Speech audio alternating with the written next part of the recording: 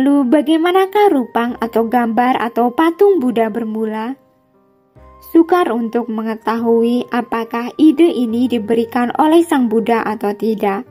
Tidak ada satupun dalam kitab suci Buddhisme bahwa Sang Buddha meminta untuk membuat rupang atau gambar atau patungnya. Namun, Sang Buddha memberikan izin untuk menyimpan relik-relik beliau. Suatu ketika, Yang Mulia Ananda pernah ingin mengetahui apakah diizinkan mendirikan pagoda atau cetia untuk mengenang Sang Buddha sebagai cara menghormati beliau. Kemudian Yang Mulia Ananda bertanya kepada Sang Buddha, apakah layak Yang Mulia untuk membangun sebuah pagoda ketika Sang Bagawa masih hidup? Sang Buddha menjawab, tidak, adalah tidak layak ketika saya masih hidup. Engkau bisa membangun objek penghormatan ini hanya setelah saya tiada. Juga dalam khotbah terakhirnya, Mahaparinibbana Sutta, Sang Buddha menasehati para siswanya bahwa jika mereka ingin menghormati Sang Buddha setelah ia tiada, mereka boleh membangun pagoda-pagoda untuk menyimpan relik tubuhnya. Nasihat ini sesuai dengan kebiasaan di India pada masa itu. Kebiasaan membangun pagoda-pagoda untuk menyimpan relik orang-orang yang suci. Relik ini disimpan sebagai suatu kenangan sebagai tanda penghormatan kepada orang-orang suci. Pada saat yang sama, Sang Buddha sendiri tidak menganjurkan dan juga tidak melarang para siswanya untuk mendirikan rupang atau gambar atau patungnya setelah ia meninggal dunia. Ide untuk menciptakan rupang atau gambar atau patung Buddha datang dari pengikut-pengikutnya yang ingin memuja pemimpin terkasih mereka dan bertujuan mendapat inspirasi dari pribadi Sang Buddha yang luhur. Mereka juga menggunakan untuk menyimpan sebagian dari relik Sang Buddha di dalam rupang atau gambar atau patung tersebut setelah didirikan.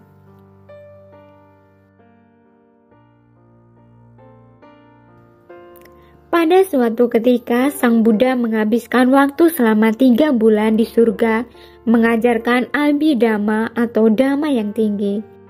Selama kepergian beliau, orang-orang yang pergi ke wihara merasa sangat tidak gembira karena mereka tidak dapat melihat Sang Buddha. Mereka mulai mengeluh. Siswa utama Yang Mulia Sariputta pergi menemui dan melaporkan situasi itu kepada Sang Buddha. Sang Buddha menasihati beliau untuk mencari seseorang yang dapat membuat rupang atau gambar atau patung yang sama persis dengan diri Sang Buddha. Kemudian orang-orang akan menjadi gembira melihat rupang Sang Buddha. Sariputta pun kembali dan menemui raja untuk meminta kebaikannya untuk menolong mencari seseorang yang dapat membuat tiruan Sang Buddha. Tidak lama kemudian orang yang dicari ditemukan. Dia mengukir rupang dari kayu cendana. Setelah rupang itu diletakkan di wihara, orang-orang menjadi sangat gembira. Sejak saat itu, selanjutnya, orang-orang mulai meniru replika Sang Buddha tersebut. Tetapi hal yang sukar untuk menemukan bukti di dalam literatur Buddhis dan sejarah untuk mendukung keberadaan rupang Sang Buddha di India sampai hampir 500 tahun setelah Sang Buddha mangkat. Pada masa itu, para umat biasanya menghormati Sang Buddha dengan menyimpan bunga teratai atau gambar telapak kaki Sang Buddha. Nampaknya pada permulaan beberapa umat Buddha tidak menyukai membuat rupang Sang Buddha, mengingat memungkinkan terjadinya penyimpangan terhadap ciri-ciri penting Sang Buddha.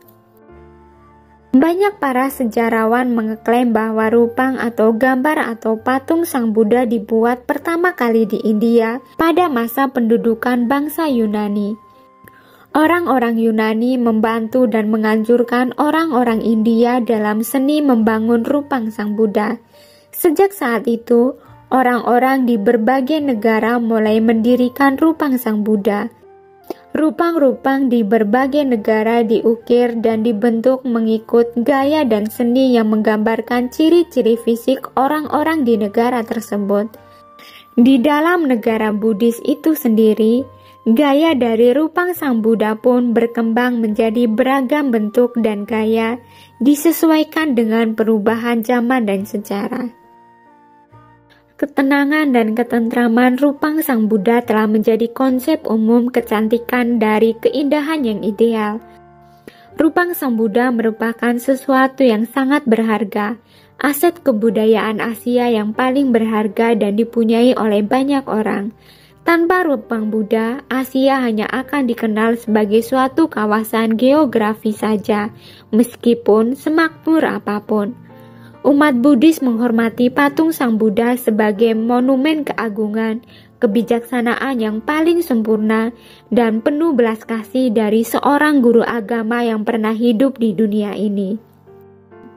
Untuk mengingat kembali Sang Buddha dan kualitas agungnya yang memberikan inspirasi kepada jutaan manusia dari generasi ke generasi dalam dunia yang berbudaya. Rupang ini menolong mereka yang berkonsentrasi kepada Buddha. Mereka merasakan kehadiran Sang Guru di dalam pikiran mereka, dan dengan demikian menjadikan penghormatan mereka lebih jelas dan bermakna. Sebagai seorang Buddhis, akan sangat tepat sekiranya untuk Anda mempunyai rupang atau gambar Buddha di dalam rumah Anda. Simpanlah rupang atau gambar ini bukan sebagai pajangan yang dipamerkan, tetapi sebagai objek puja, penghormatan, dan inspirasi. Ketentraman rupang Buddha merupakan satu simbol yang memancarkan kasih sayang, kesucian, dan kesempurnaan yang menjadi sumber penghibur dan inspirasi dalam membantu Anda mengatasi berbagai permasalahan dan kekhawatiran yang harus Anda hadapi dalam aktivitas keseharian di dunia yang bermasalah ini. Ketika Anda memberi penghormatan kepada Sang Buddha, Anda akan mendapat banyak manfaat. Apabila Anda bermeditasi beberapa saat dengan memfokuskan pikiran Anda pada kualitas agung dan mulia Sang Buddha. Jika Anda memikirkan Guru Agung, Anda dapat menyempurnakan diri Anda melalui bimbingannya. Oleh karena itu, bukan hal yang tidak wajar. Penghormatan ini terekspresikan di dalam bentuk seni dan pahatan yang terbaik dan terindah di dunia. Jika umat Buddha benar-benar ingin melihat kehadiran Sang Buddha dalam segala keagungan dan keindahannya, mereka harus menerjemahkan ajaran-ajarannya ke dalam tindakan dan situasi praktis pada kehidupan sehari-hari mereka.